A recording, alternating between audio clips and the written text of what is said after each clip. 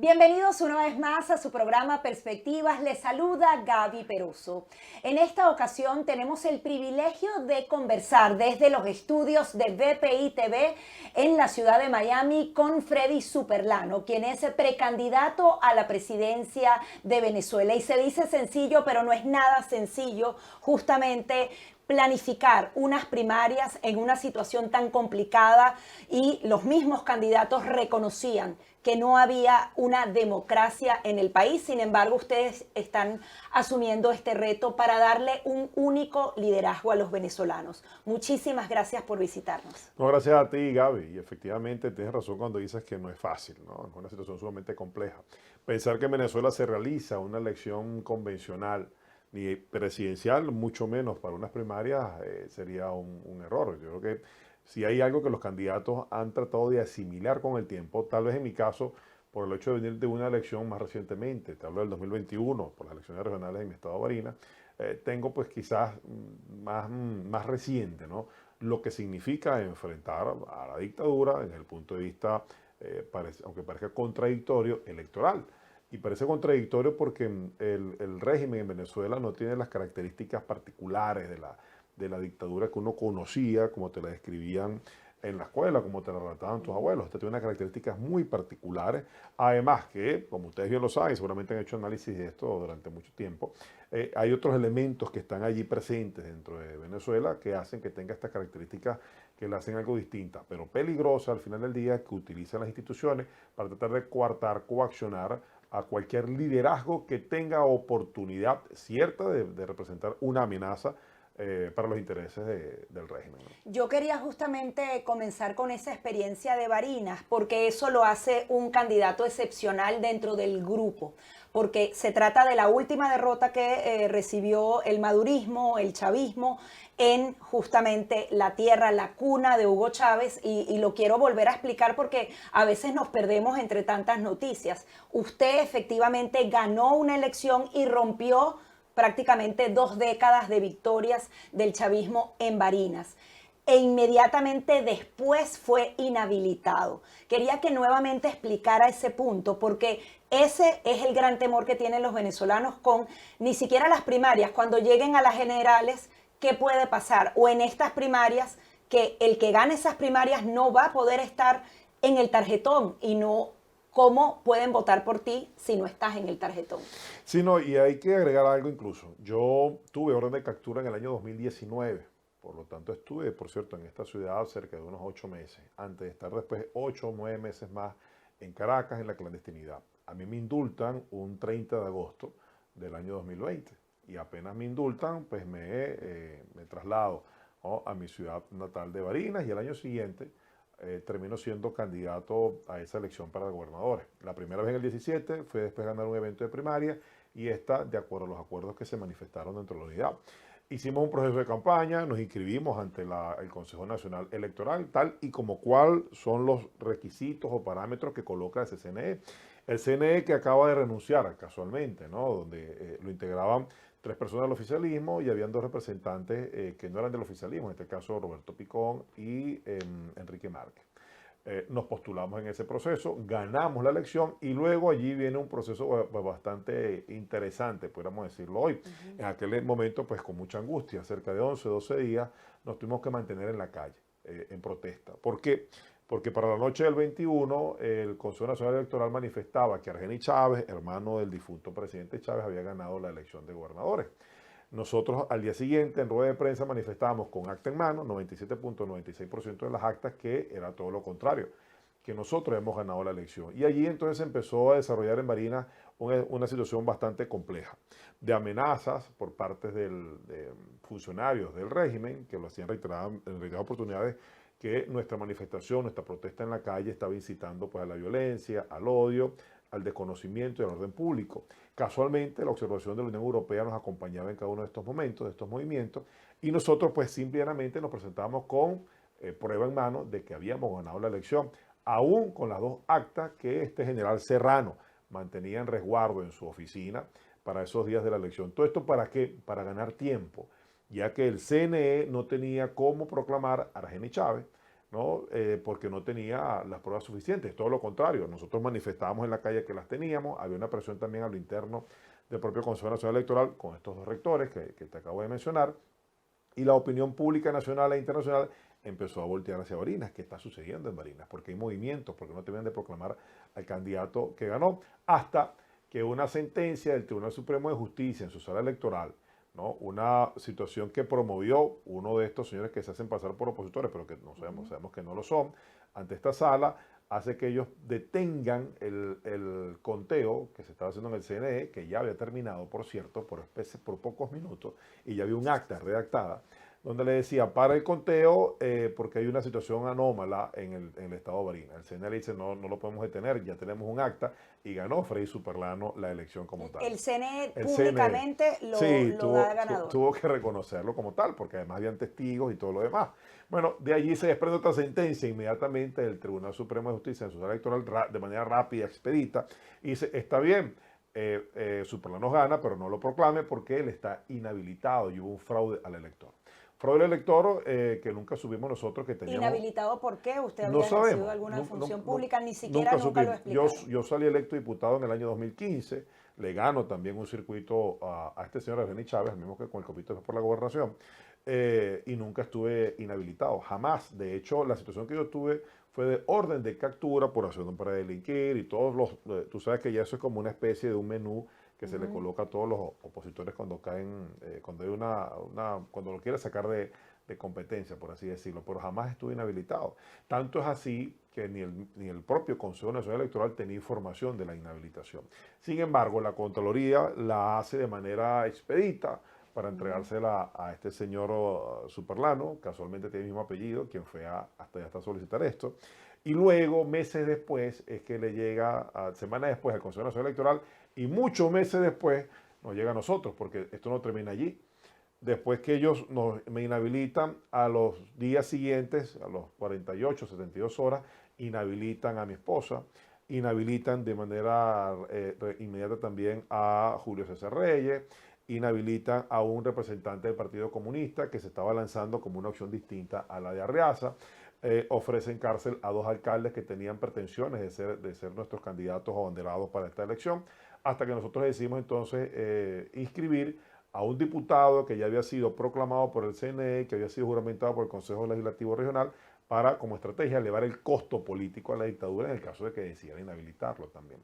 Pero nuestra decisión siempre fue avanzar, mucho más allá de las situaciones que se nos presentaban. Es un atropello, es un desconocimiento de la voluntad popular expresada en la gente, pero creo que fuimos asertivos. Y alguien me diría, Freddy, pero entonces la dictadura escogió quién iba a gobernar Barinas. La dictadura evitó que yo fuera gobernador, eso es cierto, pero no evitó que se consiguiera el cambio político en mi estado. Y eso es hoy lo que nos llena de mayor satisfacción. Y sí, es tal vez por eso, que ese ejemplo que nosotros hemos dicho a lo largo y ancho del país, en esos 3 meses de campaña que es que tengo como candidato, de que si Barinas pudo, Venezuela puede, es para significar un hecho histórico importante de un pueblo que tomó la decisión de cambiar y que por más triquiñuelas que trató de hacérseles, no cambió su objetivo. Y esto va mucho más allá. 23.000 efectivos militares, entre militares y policiales, fueron trasladados hacia el Estado. Todos, prácticamente, los ministros del gobierno de Nicolás Maduro y sus viceministros también tenían responsabilidades electorales por parroquias incluso. Los gobernadores de estado en las adyacencias del oficialismo a mi estado se fueron a trabajar en los municipios en los cuales hacían fronteras también con responsabilidades electorales. Sí, y más personas votaron en la segunda. Más personas votaron, nosotros la diferencia la logramos multiplicar mucho más. A las 5 de la tarde ya Diosdado Cabello estaba despegando en su avión, digo yo su avión porque era el que lo cargaba, no viaja en avión comercial, por lo menos a Barinas van aviones privados.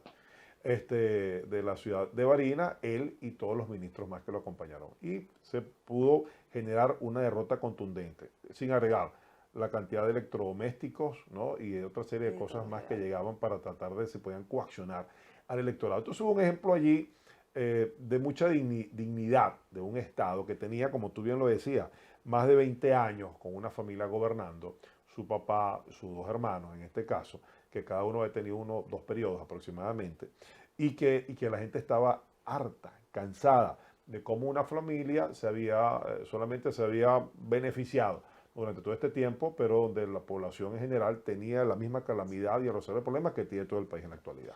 Ahora, esto lo que en definitiva prueba que las inhabilitaciones pueden estar antes, durante o después. A ellos no les importa, porque es importante acotarlo porque han asegurado que ni usted, ni Enrique Capriles Radosky, ni María Corina Machado deberían ir a esas primarias porque están inhabilitados, pero usted fue inhabilitado posterior Así es. a una victoria electoral. Entonces, ¿cuáles son los escenarios posibles? Yo veía en el debate cómo algunos decían públicamente vamos a hacer esto, otros decían hay cosas que hay que tomar en privado. ¿Cuál es su postura con respecto a esto? Y si realmente esos planes B y C se están discutiendo a puertas abiertas o a puertas cerradas. Mira, en Venezuela no existe ningún candidato o ciudadano que sea inhabilitable. Y esto te lo digo con conocimiento de causa, ¿no? El caso, por ejemplo, de mi esposa jamás tuvo alguna función pública por la cual tú pudieras señalar. Sin embargo, fueron capaces de crearle cualquier tipo de expediente digno de una investigación por los órganos de inteligencia de cualquier país. No van a detenerse ahora, porque existe una lógica criminal, por así decirlo, que opera dentro de la cúpula gobernante en Venezuela. Entonces no se van a detener por eso.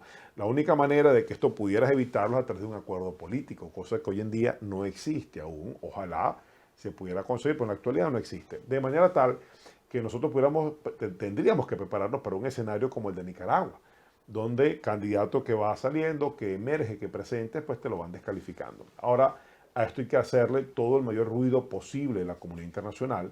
Y nosotros lo que tenemos que tener en cuenta, pues, sin duda alguna, son las distintas opciones. Es decir, tener opciones de la A hasta la Z. Yo creo que de la A, B y C nos quedamos cortos por lo que se pudiera presentar. Pero esto tiene una razón de ser. No creas tú de que esto pasa simplemente porque ellos solamente son malotes y quieren hacer ver quién tiene el poder. Es porque le tienen mucho temor a una elección. Hoy Nicolás Maduro, ni nadie que pueda representar ese modelo ganaría una elección en Venezuela. Y no te hablo solamente por el 12% de aceptación o de apoyo que pueda tener su gestión. Te hablo porque la realidad dentro del país, en cada recorrido que hacemos, en cada contacto directo, lo que tú te encuentras son cada vez más testimonios de oficialistas que en el pasado acompañaron a este modelo y que hoy están decididos a no acompañarlo más. Eso sí es una realidad que sucede en el país. Ellos la conocen, todo lo contrario. Te puedo dar ejemplos muy básicos, ¿no? En Sabaneta hace algunos días trataron de hacer una movilización.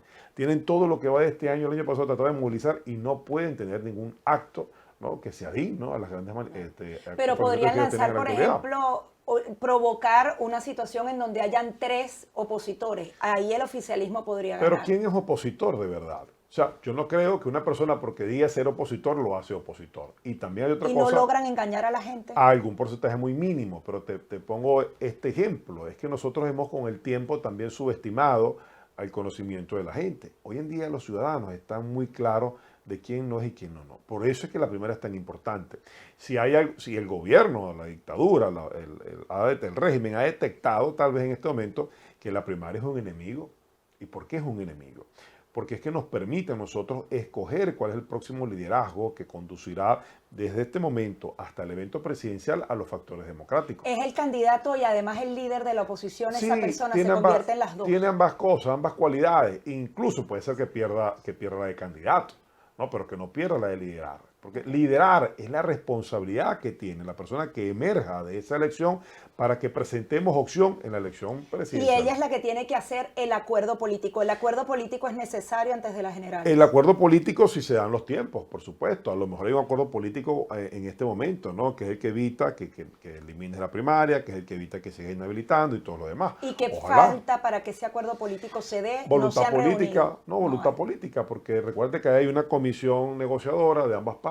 Qué bueno que no la han hecho a través de los micrófonos, porque eso no le hace ningún favor a la causa. Yo creo que muchas veces... ¿La comisión negociadora integrada por quiénes? La que preside en este momento es Gerardo Blay, que es la que tiene ya un tiempo. Pero para usted está activo actualmente antes de las primarias y está en conversaciones. Ellos están activos en este momento, han tenido reuniones de manera pendular con personas con países que intervienen en este proceso de negociación, que también están buscando una salida política para el conflicto venezolano. Ahí podríamos incluir a Colombia y a Francia, por ejemplo. Mira, sé que Colombia ha hecho algún trabajo, sobre todo el gobierno de este señor Petro, y quienes acaban de firmar un documento donde hablan de una elección con condiciones, donde han dicho que la situación tiene que resolverse a través de una elección. Ojo, donde él también manifestó que no estaba de acuerdo con las inhabilitaciones, tal vez porque fue víctima en el pasado en relación a esto, solamente que en su país hubo Estado de Derecho y le lograron reivindicar sus derechos como tal.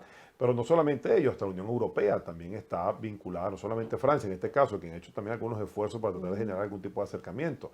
Los propios Estados Unidos, que de alguna manera pues también intervienen, ¿no? Porque son los que manejan el tema de las sanciones y son los que pueden dar algún tipo de respuesta directa con el régimen. Es un proceso que se viene desarrollando, que no tenemos nosotros una información que pudiéramos hacerla pública como tal, porque creo que tienen que ser los propios negociadores, nuestros representantes, quienes lo hagan, en el momento que ellos además lo crean correspondiente de hacerlo. Tanto en el momento que decidan levantarse del proceso de negociación, sentarse como tal o hacer algún anuncio importante a la colectividad o a la sociedad venezolana. Sí, con miras a que haya algún tipo de avance en esa mesa de negociación, ¿cuál es, por ejemplo, su posición con respecto a las sanciones? ¿Cuáles deben eliminarse, cuáles no? ¿Cree que la política de sanciones ha funcionado o funcionó y ahora debe venir algo más? ¿Cuál es su posición con respecto Yo creo a eso? que algún efecto tiene de que el régimen es capaz de sentarse a negociar por las sanciones. O sea, Entonces, tienen que quedarse ahí por ahora. tiene algún efecto. Yo creo que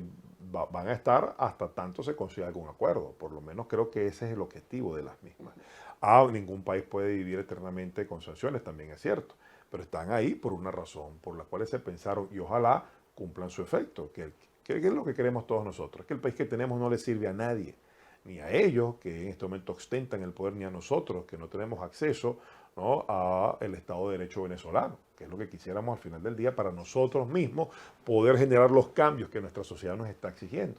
Entonces, bueno, están cumpliendo tal vez ese objetivo, es por lo menos lo que yo quiero creer, por de acuerdo a las acciones que he estado visualizando. Ojalá ese acuerdo se pueda conseguir lo más pronto posible para nosotros resolver la situación política venezolana a través de una elección con medianas condiciones. Me atrevo a decir siempre medianas condiciones, porque es cuando tú caracterizas tanto la dictadura que muchas veces tampoco te das cuenta que estás enfrentando y que solamente lo tienes como retórica y no entiendes que es la realidad de lo que pasa. Bueno, pasan cosas como las que acabamos de narrar de Barinas, pasan cosas como las que pasan todos los días con distintos actores políticos que lo sacan de la jugada porque se convierte en una amenaza. Para que eso deje de suceder, bueno, tiene que restablecerse el Estado de Derecho venezolano. Sí, quiero ser extremadamente positiva y como usted lo vivió en una victoria en Barinas, eso es posible en una elección general en Venezuela. ¿Qué pasa? Quien sea que gane. Por un lado está el acuerdo político de que inhabiliten a uno y a otra persona, pero de alguna manera, y también se lo preguntábamos en una ocasión a María Corina Machado, ¿ustedes han podido hacer reuniones para defender el voto? Porque también se habla de la experiencia de Enrique Capriles Radosky, que supuestamente, por lo menos así él lo reveló después de años, él había ganado la elección, pero no tenía cómo luchar y no quería violencia en el país. Pero en este instante, si se gana, hay que pelear esos votos. ¿Cuál es su posición? Yo estoy convencido de que sí. Si yo fuese representante de los factores democráticos, gano la elección, estoy en la calle el mismo día, reclamando por adelantado, ¿no?, lo que le corresponde al pueblo, porque es que desconfiamos de sus autoridades.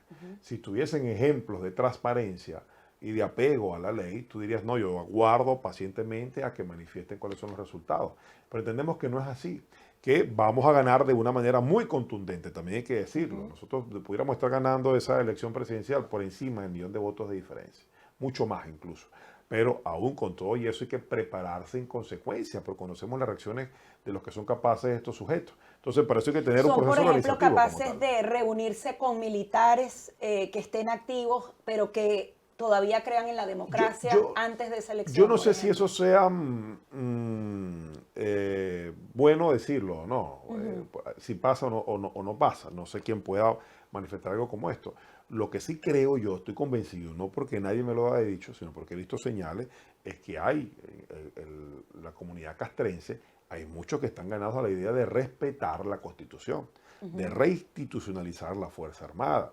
Yo creo que hay una pequeña cúpula que es la que se beneficia de lo que el régimen ha tratado de generar, ¿no?, a la comunidad castrense, pero la gran mayoría yo creo que no está de acuerdo con lo que sucede, ¿no? No solamente por un beneficio en lo personal, sino también en una visión como país. Y yo creo que algunos allí estarán dispuestos a defender la voluntad popular expresada en los centros de votación. Sí, nos quedan 2 minuticos. En primer lugar, quiero su propuesta electoral. ¿Qué es innovador? ¿Por qué alguien lo escoge a usted por encima de los demás candidatos en estas primarias? Pocos candidatos han podido hablar de tener no solamente la capacidad organizativa para defender una elección, no solamente de ganarla, sino también el momento de desprendimiento que hay que tener si llega a ser necesario. El cambio político en Venezuela no puede tener nombre y apellido, eso sería un craso error, se la colocaría mucho más fácil a la dictadura para tratar de descabezar esa opción de cambio. El cambio en Venezuela tiene que tener muchos rostros y no es solamente un tema unitario de partidos políticos, tiene que ir mucho más allá desde todas las fuerzas vivas del país, que hoy en día tenemos un solo objetivo, que queremos que ese objetivo se concrete, que no es otra cosa del cambio político. La economía del país, los cambios sociales que tengamos nosotros que instaurar, impulsar, los antecede el cambio político en Venezuela. Para eso hay que organizarnos, para eso hay que entendernos. Para eso también hay que entender a la dictadura y actuar con pensamiento estratégico cómo ellos van a hacerlo en las próximas elecciones y prepararnos para defender la victoria porque es un hecho irrevocable. Pero tiene que se nos va a escrito un presentar. plan de gobierno que va a Por ser con supuesto. Petróleos de Venezuela. 2024 se llama nuestro plan los planes sociales. Nuestro plan es 2024, tenemos también propuestas en lo económico, en lo educativo, en el tema social. De hecho, parte de nuestra visita acá tiene con la presentación de nuestro plan económico ante el Consejo de las Américas, que estaremos haciendo en los próximos días en materia energética, en materia de macroeconomía también y en los demás aspectos que tienen que ver con la reforma del Estado para poder nosotros generar no solamente seguridad jurídica, sino darle garantía al capital extranjero que es necesario que vaya a Venezuela a reinvertir, porque toda nuestra capacidad instalada para poder producir petróleo, sobre todo, está en este momento colapsada. Háblenos un poquito y brevemente sobre esta gira, cómo ha visto a la diáspora venezolana, sigue involucrada, está cansada. Hay algo de frustración y algo de desmotivación y esto se desmoviliza. Mas, sin embargo, la primaria sirve para generar un gran proceso de organización que actúe de manera orgánica de cara no solo a las primarias, sino a la elección presidencial. Exigir que puedan abrirse los consulados para que exista el registro y el recenso de las personas que están hoy en día fuera de su país, pero que necesitan y tienen el derecho de votar. Y eso lo están pidiendo a Estados Unidos porque eso depende de y esto también dentro del proceso de negociación se está haciendo también. Y segundo, algo que no es menos importante, es que la opinión internacional esté muy pendiente de lo que pasa en Venezuela. Y eso es posible cuando nuestra diáspora se organiza, cuando se moviliza en función de que se respete el Estado de Derecho en Venezuela, que sabemos hoy en día que es inexistente, que es vulnerable, pero que va a tener una oportunidad en 2024 para colocar de una vez por todas en tela de juicio, con la observación internacional que tengamos que tener, pero sobre todo con esa opinión pública que vaya mucho más allá, ¿no?, de los opinadores que tienen ese oficio como tal y que sea algo de interés internacional lo que suceda en Venezuela. De manera tal que no hay ningún tipo de pérdida cuando te organizas para participar en unas primarias y cuando también va a servir como apalancamiento organizativo para ejercer la presión necesaria que hace falta hoy en día que se genere afuera. Dentro del país hay todo un proceso de organización, de movilización para ganar la elección presidencial en el año 2024. Un sí o no, sí ve las primarias ocurriendo el 22 de octubre o un poco después, pero sí van a haber primarias para Venezuela. Nosotros tenemos la misión, el compromiso y el objetivo de que la primaria se dé como una decisión cívico que nosotros hemos emprendido. ¿Le conviene a Maduro? No le conviene. Todo lo que signifique organización, todo lo que signifique amalgamar la fuerza opositora, pues por supuesto que va en contra de los intereses de la dictadura. Entonces la podría suspender y eso hay que tenerlo Podría ahí, atentar, claro. tienes que tenerla también en cuenta. Lo que tienes tú es también que tener qué opciones tienes para llevarla adelante en lo sucesivo. Y eso va a ser un tema de desafío, de desobediencia civil que tendremos de nuevo los venezolanos que aplicar y tener las opciones posibles, necesarias para alcanzar al final del día el objetivo que nos queremos, primero que nada, que es la unificación de todos los factores para tener unidad de mando y poder derrotar a la dictadura electoralmente el año que viene. Sí, con todo lo que ha dicho ya le ha dado el mensaje a los venezolanos, pero quiero que le hable a un elector fuera y a uno dentro que no cree en las primarias. ¿Por qué debería involucrarse? Mira, debes involucrarte por una razón muy básica, fácil. No solamente que legitimas al liderazgo que necesitamos hoy en día para que nos dé conducción, espíritu de cuerpo y unidad de mando. Y lo otro es que el proceso de organización que también nos sirve para enfrentar al régimen desde el punto de vista electoral. Podemos derrotarlo, podemos hacerlo, pero si lo hacemos juntos. Así que son elementos básicos, ¿no? En este momento que necesitamos. No necesitamos sobredimensionar expectativas, no necesitamos hablarle al pueblo, no en parábolas, sino hablarle de manera frontal, sincera, de las oportunidades que tenemos, pero que tenemos que aprovecharlas, pero unificándonos en este proceso de elecciones primarias. Muchísimas gracias y mucho éxito en esta lucha por la democracia de nuestro país. A ti por la oportunidad, por el trabajo que están haciendo también. Eran las declaraciones de Freddy Superlano, quien es precandidato presidencial de Venezuela, justamente también impulsando todo el tema de las primarias y un poco más allá, para que haya un consenso, una unidad, para darle una mejor alternativa a Venezuela. Hasta aquí nuestro programa Perspectivas.